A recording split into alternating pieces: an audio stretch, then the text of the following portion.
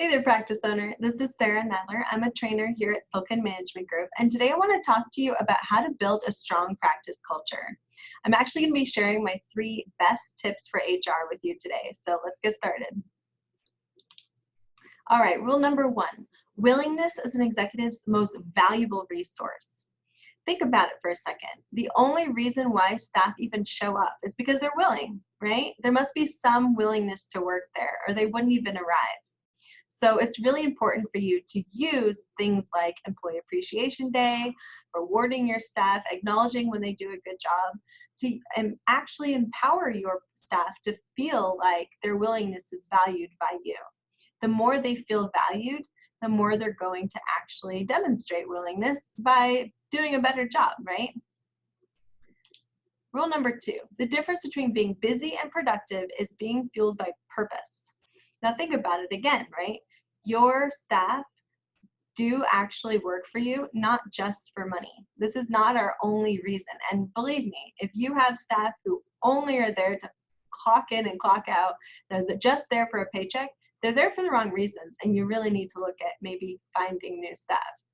Because the truth of the matter is, staff who are there for the right reasons are going to do a better job, right? Think about it. The reason why you are there, the reason why you work your butt off every single day, sometimes a 60-hour work week, is because you care. You care about your patients, you care about the clients who come in to see you, and you want to help them out.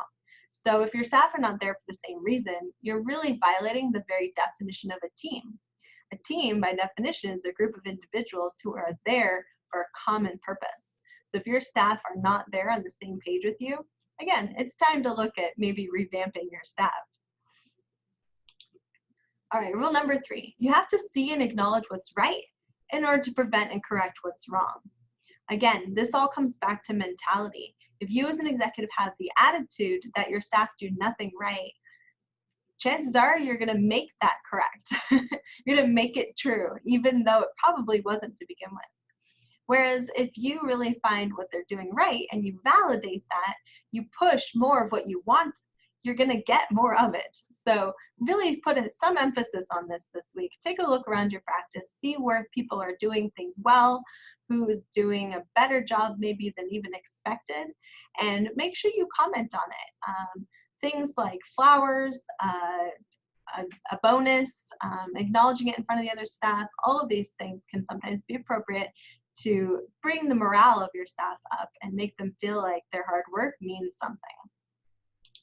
All right, let's take a look at Employee Appreciation Day and how we can really use this to really build a strong practice culture.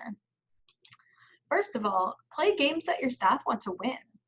I always use internal surveys, actually asking staff, hey, team, what do you guys want? What motivates you? What inspires you? What would get you up and make you want to work harder? If your staff make the kind of quotas that you're pushing for, there should be, if you're halfway decent as a financial advisor for yourself, there should be some profits from that, which you can then use to do bonus systems or rewards for the staff, team games, things like this. So really be playing games with your staff. You should always have something that they're pushing for, that they're striving for, and that you're backing them up to make that happen.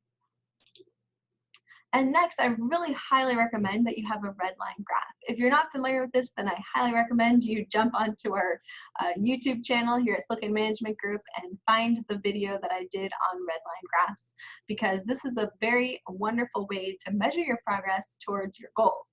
So let's say at the beginning of the year, you did $500,000 last year and you want to make it to the $1 Million Club this year.